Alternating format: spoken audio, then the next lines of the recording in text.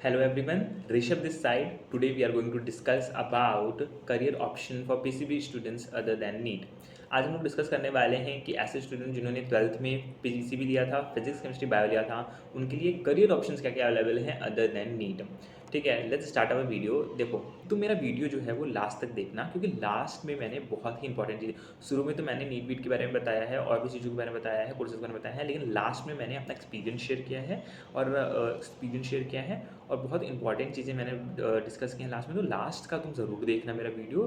हो अगर तुम्हें मन कर नहीं देख करने का मन कर रहा है शुरू का, तो शुरू का तुम स्किप कर सकते हो, लेकिन लास्ट तो ज़रूर देखना वीडियो का।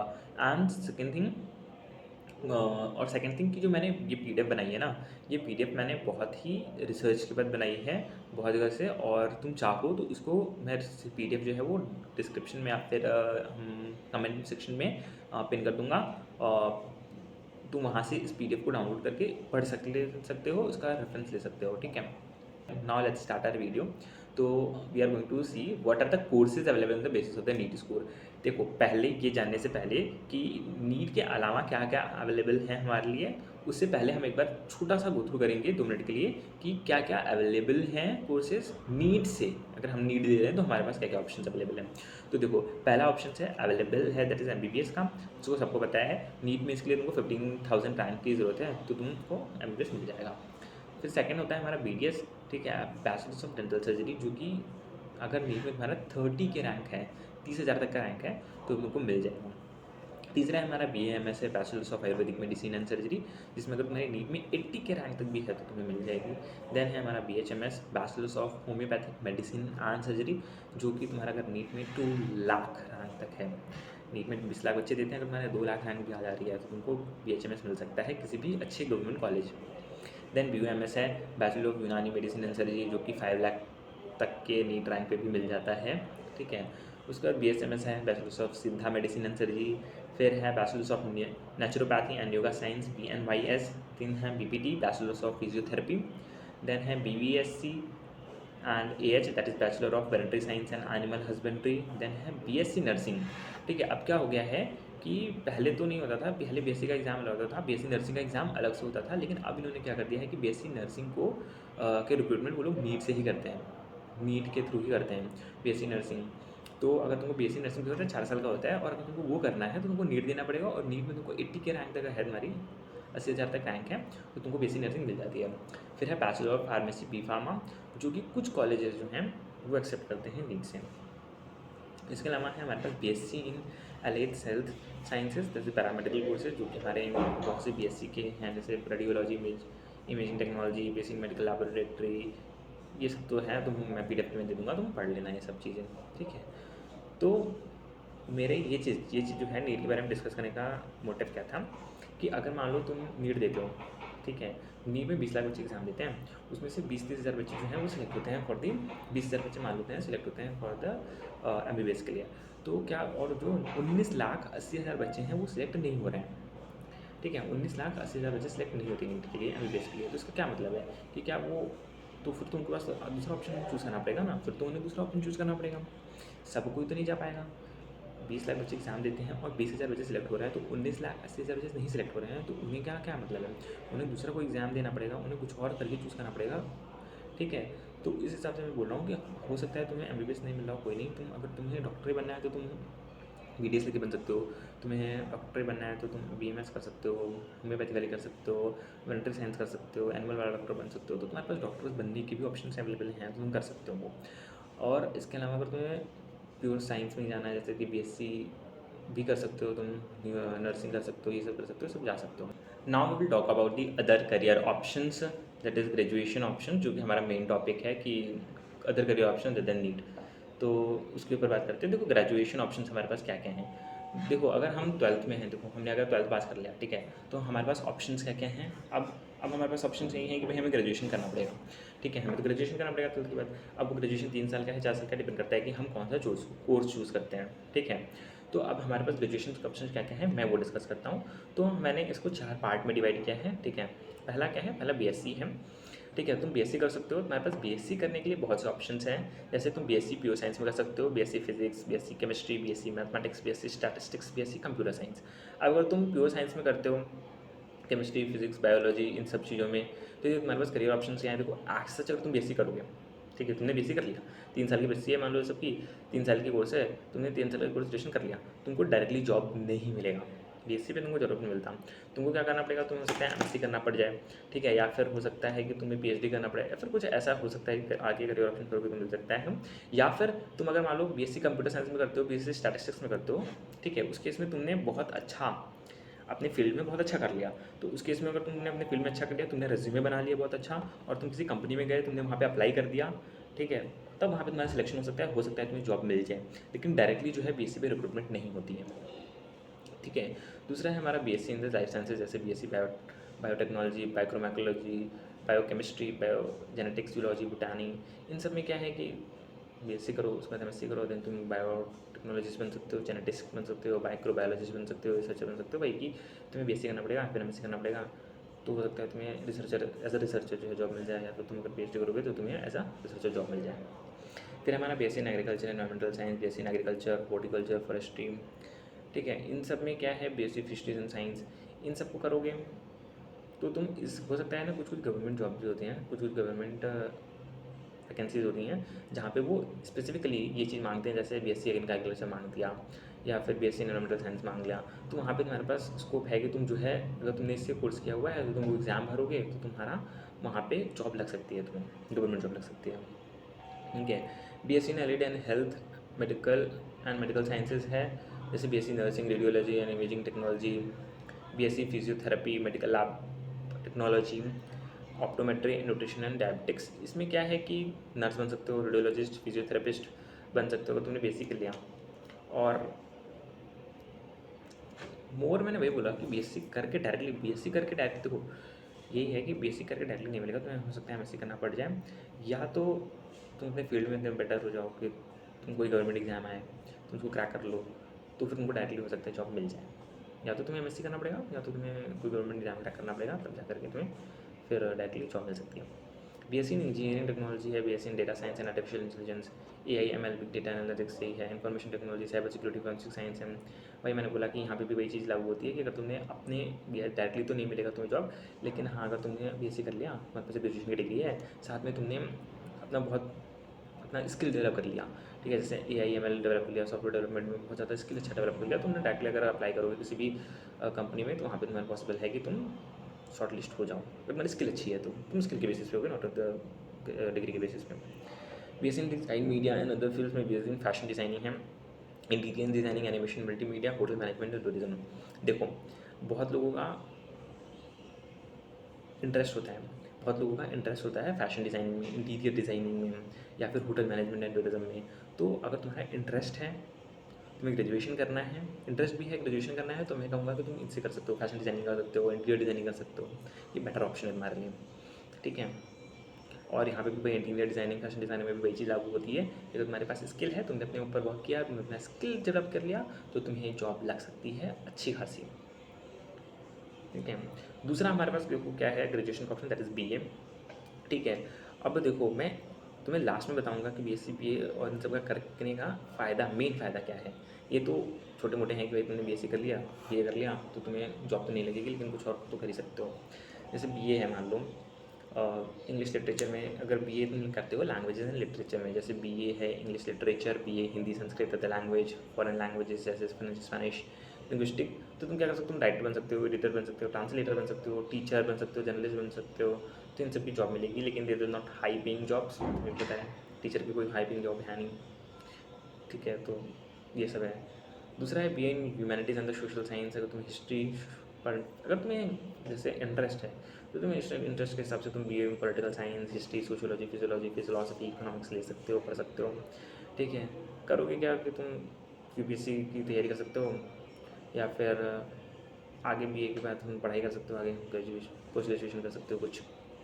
B in media and mass communication है, जैसे B in journalism and mass communication है, B A film television industry, advertising, public relations, digital media and content writer.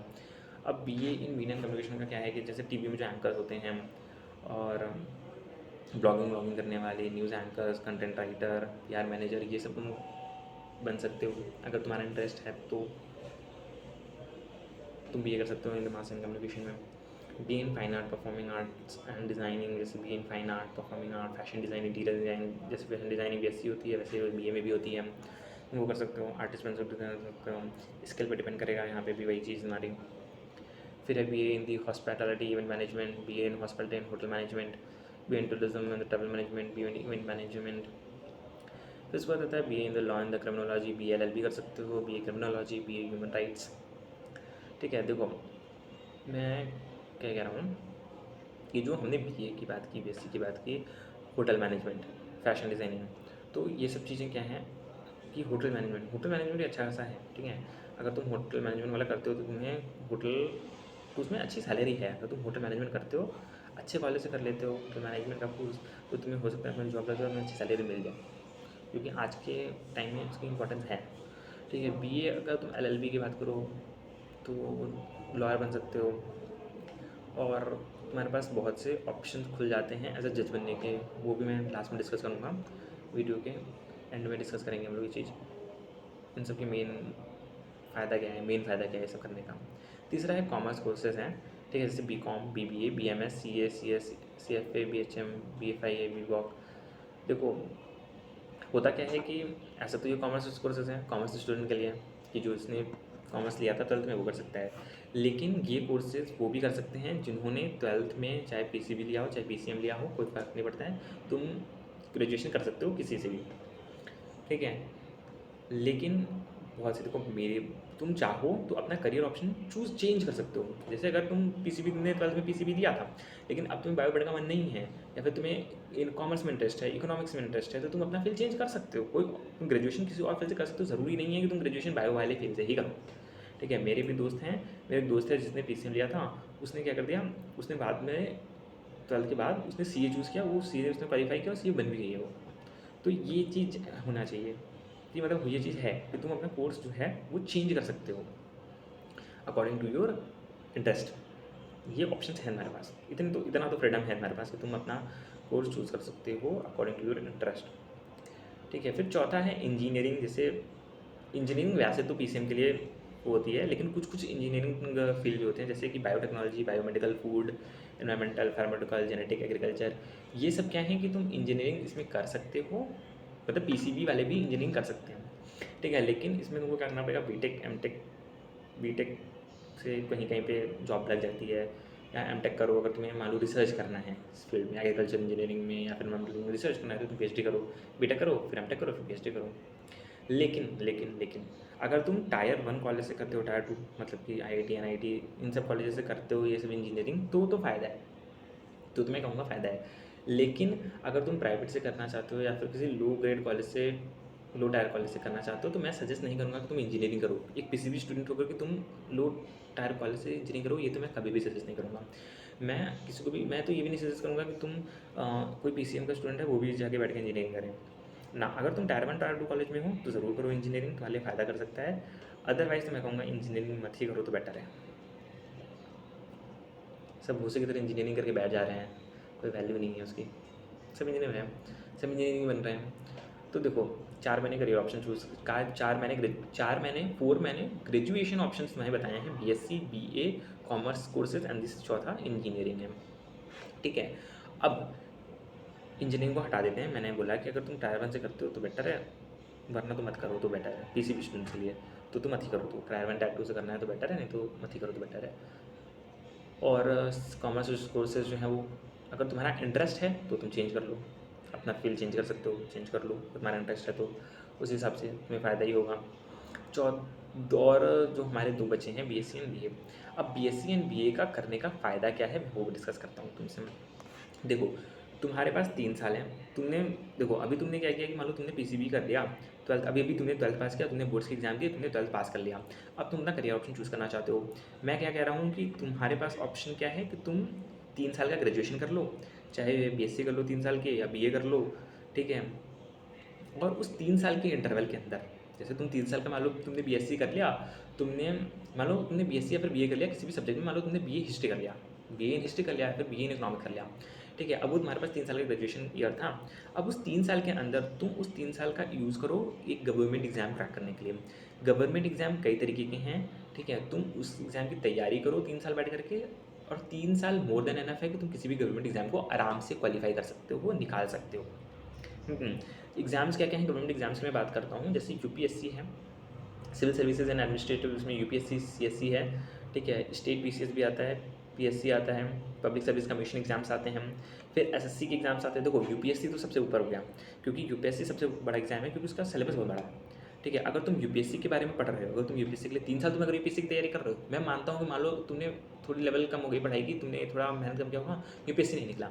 लेकिन यूपीएससी के नीचे बहुत सारे एग्जाम्स हैं जो यूपीएससी के, जिनका सिलेबस यूपीएससी के सिलेबस के कंपैरिजन में बहुत कम है, और वो अच्छे खासे पोस्ट पे हैं, अच्छा खासा पोस्ट देते हैं, तुम वो क्वालिफाई कर सकते हो। अगर तुम भले यूपीएससी क्वालिफाई ना कर सको, लेकिन तुम उसके नीचे के बहुत से गवर्नमेंट एग्जाम्स क्वालिफाई कर सकते हो। प्रॉब्लम क्या है, लोगों को पता नहीं होता, इसलिए लोग कर नहीं पाते हैं। तो तुम क्या करो, तुम 3 साल का ग्रेजुएशन ले लो, और 3 साल ग्रेजुएशन के टाइम में बैठ करके आराम से दिन रात गवर्नमेंट एग्जाम के लिए तैयारी करो। और अगर मान करो किसके लिए, यूपीएससी के लिए तैयारी करो, लेकिन ज़रूरी नहीं है यूपीएससी निकल जाए। मैं कह रहा हूँ कि ज़रूरी तो नहीं है कि निकल जाए, सबका तो नहीं निकलेगा, लेकिन नीचे यूपीएससी के नीचे बहुत से गवर्नमेंट एग्जाम्स हैं जो तुम क्वालिफाई कर सकते हो। कौन कौन से हैं वो देखते हैं हम। जैसे कि एसएससी है, ठीक है, स्टाफ कमीशन सिलेक्शन कमीशन, जिसमें एसएससी सीजीएल है, एसएससी जेई जूनियर इंजीनियर है, एसएससी जीडीए जनरल ड्यूटी है। अब देखो एसएससी सीजीएल जो होता है ना, ये अगर तुम एग्जाम क्वालिफाई करते हो तो तुम सीधे इनकम टैक्स ऑफिसर बन जाते हो। एक्साइज, ये सब क्या है, ग्रेड बी ऑफिसर। जैसे अगर तुम यूपीएससी क्वालिफाई करते हो तो तुम ग्रेड ए के ऑफिसर बनते हो, अगर तुम एसएससी सीजीएल क्वालिफाई करते हो तो ग्रेड बी के ऑफिसर बनते हो। यहाँ पे सैलरी जो होती है ना, ये तो देखो गवर्नमेंट जॉब है, तो गवर्नमेंट जॉब की तो पक्ष से पूछ मत, क्योंकि अगर तुम ये सब बन जाते हो, एनुअल इनकम टैक्स बन गए, तो यहाँ पे सैलरी तुम्हें 1 लाख स्टार्टिंग में तो वही होगी, अप्रॉक्सीमेट लाख पर मंथ की सैलरी आती है। उसके बाद तो सैलरी इंक्रीज़ हो जाती है अप टू 2 लाख 3 लाख तक अप टू 2 लाख तक मिल जाती है सैलरी पर मंथ। और जो पर्क्स मिलते हैं, तुम्हें घर मिलेगा, गाड़ी मिलेगी, और बाकी बहुत से बेनिफिट जो मिलेंगे, गवर्नमेंट जॉब का जो बेनिफिट होता है वो तुम्हें मिलेगा, प्लस जो तुम्हारी रिस्पेक्ट होगी, दैट इज अनदर थिंग।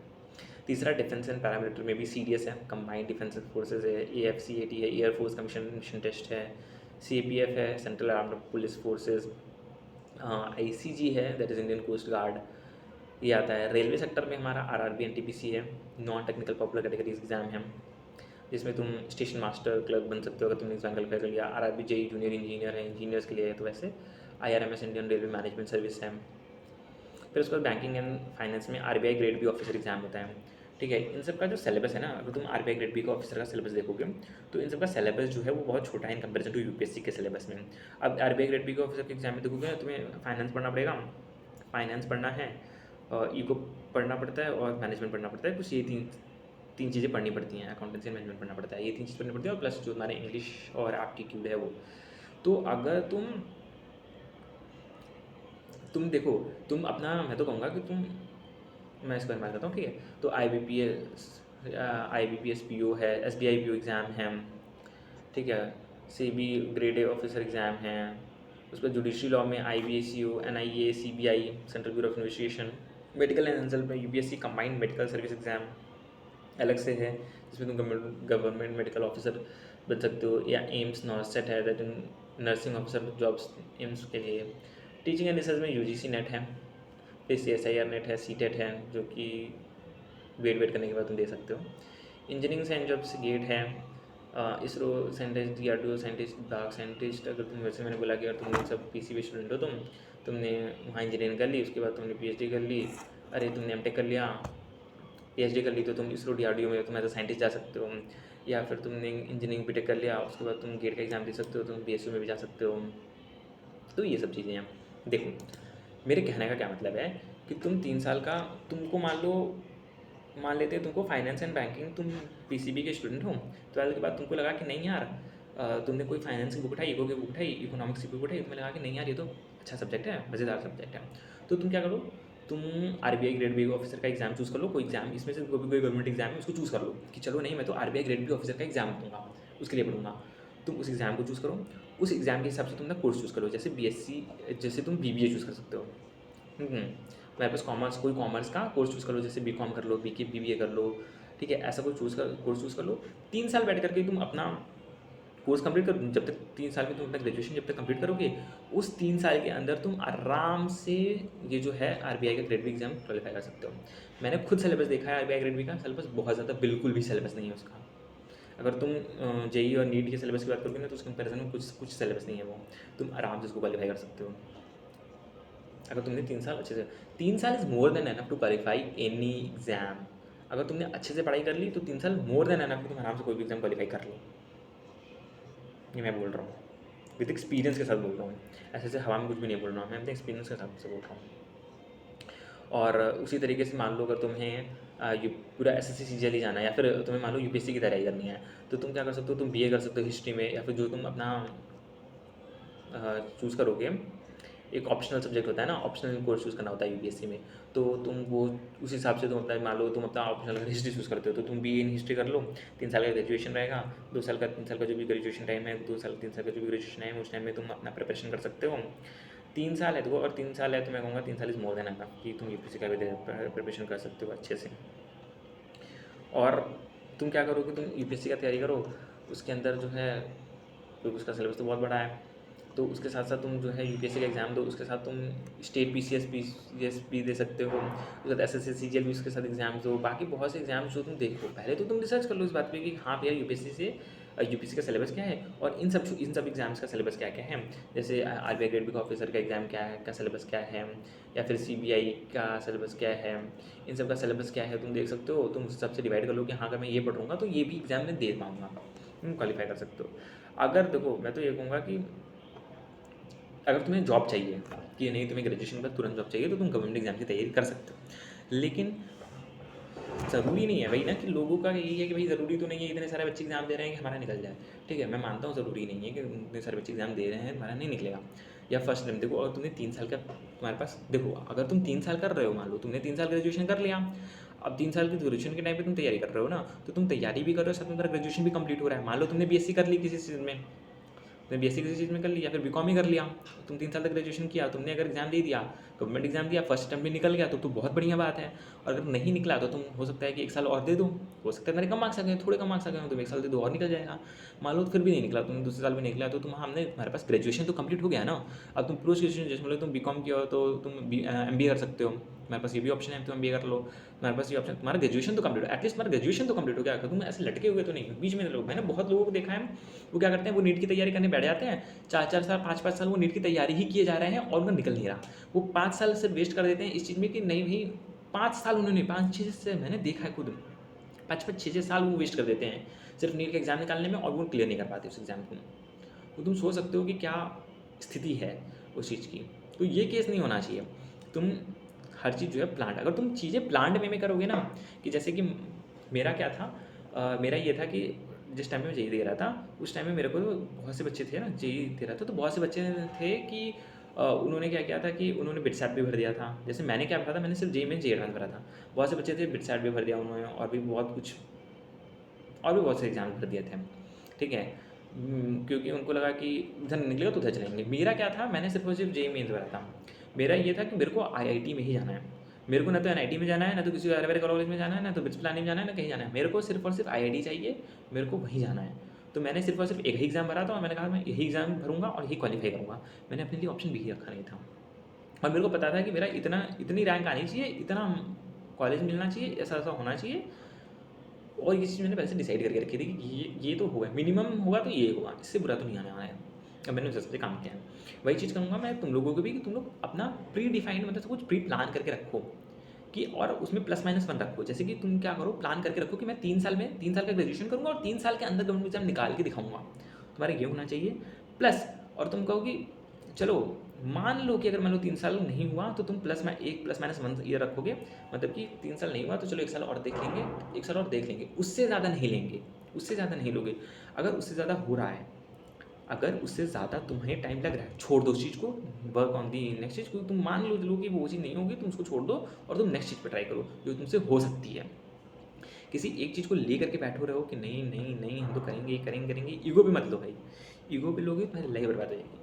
मैंने देखा है लोगों को, इसलिए मैं बोल रहा हूँ, अपने एक्सपीरियंस से बोल रहा हूँ, अपने आसपास के लोगों को देखा है, अपने घर में देखा है, अपनी फैमिली में देखा है, अपने रिलेटिव में देखा है, अपने दोस्तों को देखा है। इसलिए मैं तुम लोग को बोल रहा हूँ कि ईगो वीगो पे मत लेना कि नहीं मैं तो ये निकालूंगा।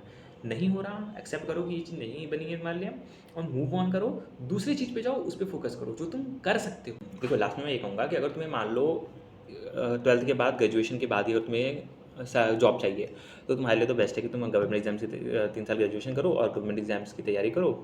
तो तुम अगर 3 साल अच्छे से तैयारी कर लेते हो तो तुम एग्ज़ाम क्वालिफाई कर लेते हो और तुमको एग्ज़ाम क्वालिफाई कर लोगे तो तुम्हें एक गवर्नमेंट जॉब मिल जाएगी अच्छी खासी। ठीक है, दूसरा ऑप्शन मैंने क्या बताया है कि तुम हो सकता है कि बीएससी करो एक अच्छे से सब्जेक्ट से, उसमें तुम अच्छा कोई भी चूज़ कर लो तुम्हारे इंटरेस्ट के हिसाब से, फिर उसमें तुम एमएससी करो, या फिर आगे जाकर तुम्हारा मन हो हायर स्टडी का तुम पीएचडी भी कर सकते हो, तो तुम उसमें भी अच्छा खासा एज अ साइंटिस्ट बन सकते हो। एमएससी भी कर लोगे तो भी साइंटिस्ट बन सकते हो, रिसर्चर बन सकते हो, ये बन सकते हो पीएचडी करके भी। और तीसरा ऑप्शन मैंने क्या बताया कि तुम बीएससी कर लो और मान लो किसी अच्छे सब्जेक्ट से बीएससी इन आईटी वाईटी कर लो और तुम क्या करो अपना स्किल डेवलप करो, बहुत अच्छा स्किल फैशन डिज़ाइनिंग कर लो, तो अपने स्किल पे वर्क करो अगर तुम्हारे इंटरेस्ट के हिसाब से, तो अपना स्किल डेवलप करो और स्किल डेवलप करने के बाद किसी कंपनी में जो अपना रिज्यूमे डेवलप करो, अपना पोर्टफोलियो डेवलप करो, उसके बाद किसी कंपनी में जो है जाके अप्लाई करो। अगर तुम बहुत ज़्यादा अच्छे अपनी स्किल में बहुत ज़्यादा अच्छे होगे, एक्स्ट्रा ऑर्डिनरी होगे, तो तुम्हें जॉब लग जाएगी, तुम्हें जॉब मिल सकती है। तीसरा ऑप्शन ये है। तो ये सब चीज़ें मैंने ऑप्शन में डिस्कस की हैं और ये जो मैंने इतना बैठ के पीडीएफ बनाया है, ये जो मैंने पीडीएफ बनाया है ना, ये बहुत रिसर्च के बाद बनाया है। ठीक है, तो तुम ये क्या करो, ये पीडीएफ जो है मैं कमेंट सेक्शन में लगा दूंगा या फिर डिस्क्रिप्शन में लगा दूंगा, तुम वहाँ से डाउनलोड करके इसको पढ़ लेना। ठीक है, एक बार गो थ्रू कर लेना कि मैंने क्या क्या ऑप्शन अवेलेबल है, मैंने क्या क्या ऑप्शन तुम्हें दिखाए हैं कि यहाँ पे क्या क्या ऑप्शन अवेलेबल है, तुम्हें कम से कम पता तो होना चाहिए कि क्या क्या ऑप्शन है हमारे पास। तो एक बार पीडीएफ देख लेना और अगर तुम्हें वीडियो मेरा अच्छा लगा हो तो प्लीज़ इसको लाइक कर देना, सब्सक्राइब कर देना और अपने फ्रेंड्स को भी शेयर कर देना। जितने भी पीसीबी वाले या पीसीएम वाले स्टूडेंट्स होंगे उनको शेयर कर देना। Okay, bye bye, best of luck.